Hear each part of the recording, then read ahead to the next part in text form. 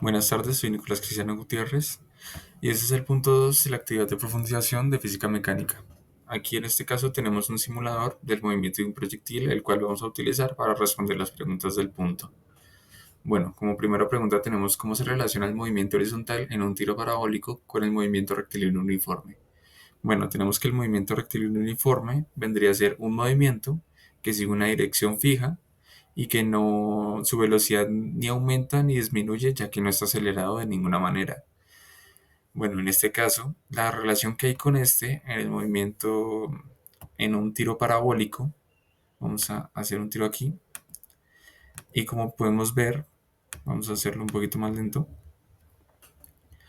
podemos ver que el movimiento horizontal vendría a ser un movimiento rectilíneo uniforme debido a que no hay ningún tipo de aceleración que cambie su velocidad en este eje, pero en el componente vertical sí va disminuyendo y en este caso esto ocurre debido a la acción de la gravedad. Como podemos ver aquí, la gravedad ejerce una fuerza o una aceleración constante hacia abajo que obliga al componente vertical a seguir esta misma dirección, pero el componente horizontal no se ve afectado por esto. Bueno, segunda pregunta. ¿Por qué el movimiento vertical en un tiro parabólico se describe como un movimiento rectilíneo uniformemente acelerado? Bueno, se describe de esta forma es porque está acelerado de esta forma por acción de la gravedad. Tercera pregunta.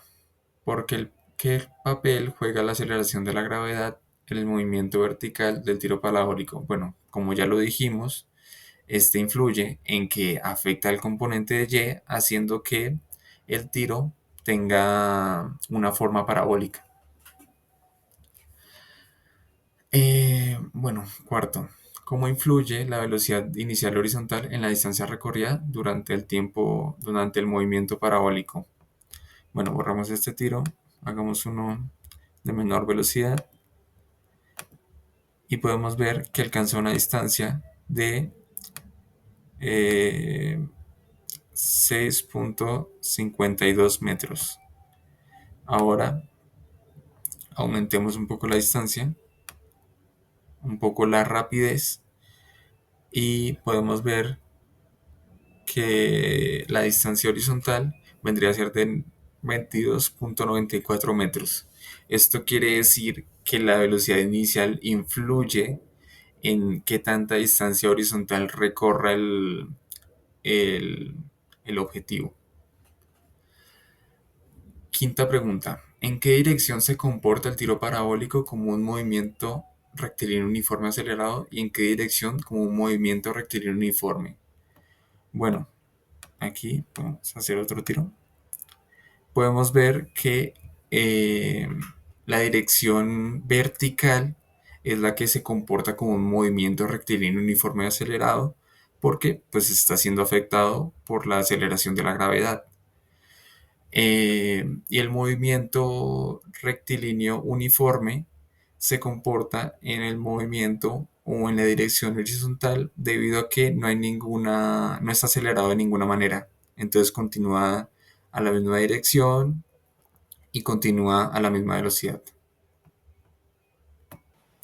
Bueno, para este punto tenemos otro simulador que en este caso es de un elevador con distintas gravedades, con distintas fuerzas de gravedad y vamos a utilizarlo para responder a unas preguntas. En este caso, la primera pregunta vendría a ser, si la gravedad dentro del elevador aumenta ligeramente, ¿cómo cambiaría la magnitud de la fuerza normal que el suelo del elevador ejerce sobre una persona y cómo se relaciona esto con la fuerza gravitacional? Bueno, eso se relaciona de manera en que si aumentamos la gravedad, está aumentando la fuerza que ejerce el suelo del elevador sobre la persona.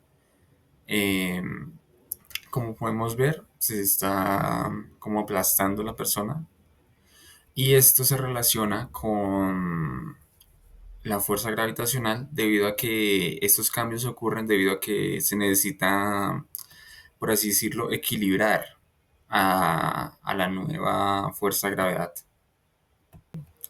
¿Qué sucede con el peso aparente de una persona en el elevador si la gravedad aumenta significativamente? ¿Cómo varían las fuerzas que actúan sobre el cuerpo en comparación con la situación normal de gravedad terrestre? Bueno, en este caso pongámoslo aquí.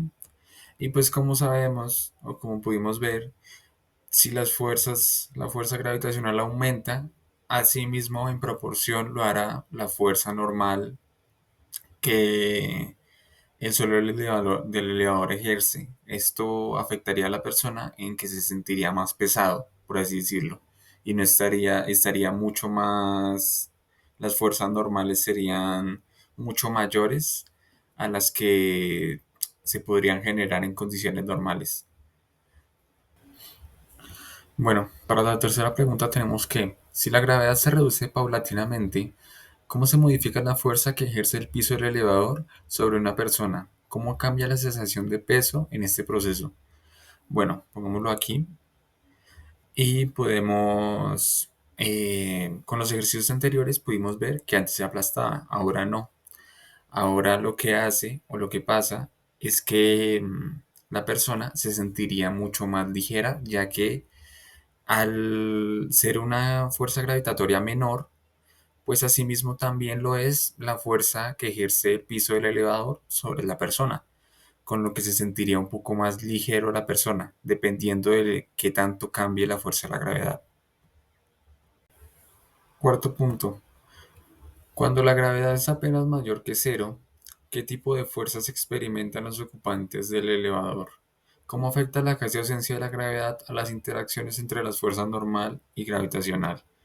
Bueno, como ya lo vimos, si la fuerza gravitacional es apenas mayor que cero, la fuerza normal que ejerce el piso del elevador y el peso vendría a ser casi nulo. Entonces, los que estén adentro del elevador sentirían una sensación como de ingravidez, por lo que ya no estarían ejerciendo tanta fuerza gravitacional sobre ellos. Quinta pregunta. ¿Qué sucede con la fuerza normal ejercida sobre una persona dentro del elevador cuando la gravedad es cero? Em, ¿Qué tipo de movimiento describe el ocupante en este caso? En este caso, cuando la fuerza de gravedad es cero, la fuerza normal es nula. O sea, no se sentiría o no aplicaría ninguna fuerza normal del suelo del elevador. Y la sensación o el movimiento que se describiría en este caso sería un movimiento de ingravidez, porque ya no hay ninguna fuerza ejerciendo un papel sobre, en este caso, la persona. Sexta pregunta. En condiciones de gravedad cero, ¿cómo podemos describir la relación entre la inercia de una persona y las fuerzas que experimentaría en ausencia de la atracción gravitacional? Bueno, eh, como sabemos, al no estar en gravedad cero, al no estar ejerciendo ninguna fuerza, eh, el cuerpo se quedaría en la velocidad y en la dirección en la que estaba por ley de la inercia, a no ser de que en este caso vuelva o alguna pared o alguna otra cosa haga algún efecto sobre la gravedad o sobre el cuerpo de esta persona. En este caso, podría chocar con el techo o con alguna pared del elevador, lo que cambiaría obviamente su movimiento y su trayectoria. Séptima pregunta. Si la gravedad se vuelve negativa, ¿hacia dónde apuntaría la fuerza gravitacional que experimenta una persona dentro del elevador? ¿Cómo se vería afectado el contacto con el suelo del elevador? Bueno, en este caso, si la fuerza de la gravedad vendría siendo negativa, eso significa que yo no apuntaría al suelo del elevador, sino que la persona vendría a ser atraída hacia el techo del elevador. Es por esto que vemos a la persona elevándose tanto con respecto al elevador. Octava pregunta. ¿Qué sucede con la fuerza normal cuando la gravedad se vuelve negativa? Bueno, la fuerza normal vuelve, pero en este caso se aplicaría a otra superficie. Como sabemos, la fuerza normal antes estaba en el suelo y ahora está en el techo, pues porque la gravedad vendría a ser negativa. Ahora, ¿cómo cambiaría la interacción entre el cuerpo de la persona y las superficies dentro del elevador? Bueno, como estamos viendo, el cuerpo vendría a ser atraído a la superficie contraria del elevador, que vendría a ser en este caso el techo. Bueno, para el tercer punto tenemos este simulador y con él vamos a responder otras preguntas. Primera pregunta, ¿por qué la persona dentro del autobús ve que la esfera se mueve hacia atrás cuando el autobús acelera hacia adelante? Vamos a ver, vamos a ejecutar. Vemos que la esfera efectivamente para el que está dentro se mueve o pareciera que se mueve hacia atrás y esto es el resultado de la inercia. Y esto es porque la bola o la esfera en un primer lugar, cuando acelera el autobús, tiende a conservar su velocidad inicial. En este caso, pues está quieta. Y no es sino hasta que choca con la pared del autobús que toma, por así decirlo, la aceleración del autobús y se mueven a la misma velocidad. Segundo punto.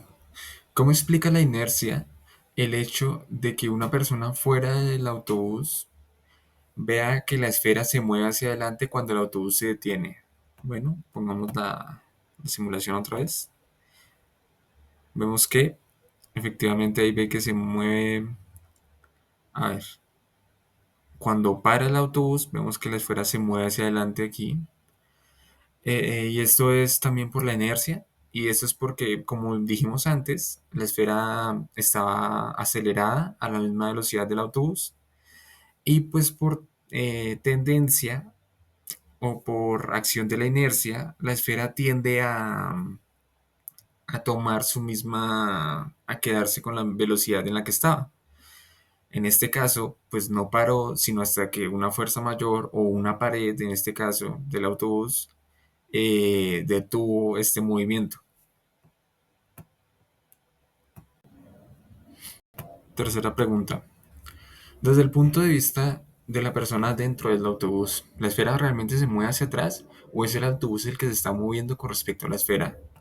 Bueno, pongamos la simulación otra vez y podemos ver que para la persona, pues por percepción se estaría moviendo para atrás, pero en realidad lo que pasa es que el autobús mientras se mueve hacia adelante, la esfera se está resistiendo a por así decirlo, a esta aceleración. Entonces, pues por eso se queda en la misma posición y como el autobús sigue avanzando, pues parece que está yendo para atrás, pero en realidad es el autobús el que está avanzando.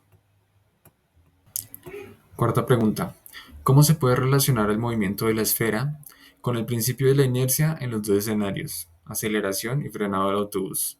Bueno, como lo dijimos antes, en este caso la esfera parece irse para atrás porque se resiste o prefiere mantener su velocidad inicial sobre la aceleración del autobús.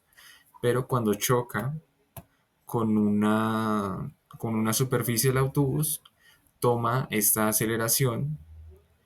Entonces, cuando se detiene en seco el autobús, eh, la esfera continúa con esta aceleración.